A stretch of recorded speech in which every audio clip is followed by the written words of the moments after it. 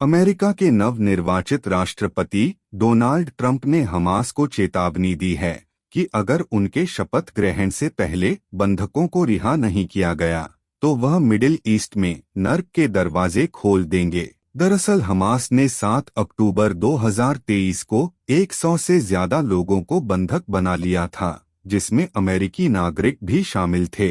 हालांकि अधिकारियों का मानना है कि इनमें से कई बंधकों की मौत हो चुकी है। डोनाल्ड ट्रंप फ्लोरिडा स्थित अपने आवास मारे-लागो में पत्रकारों से बात कर रहे थे।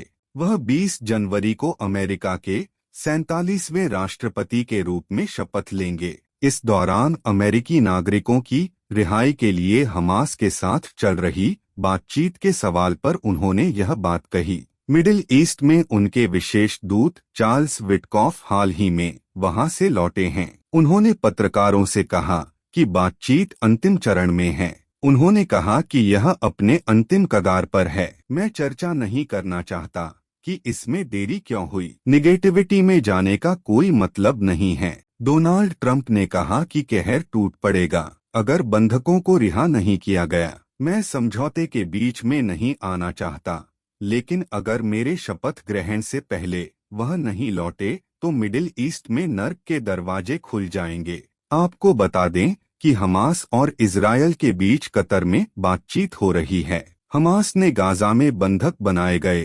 34 लोगों के नाम बताए हैं, जिसमें 2 अमेरिकी नागरिक भी शामिल हैं।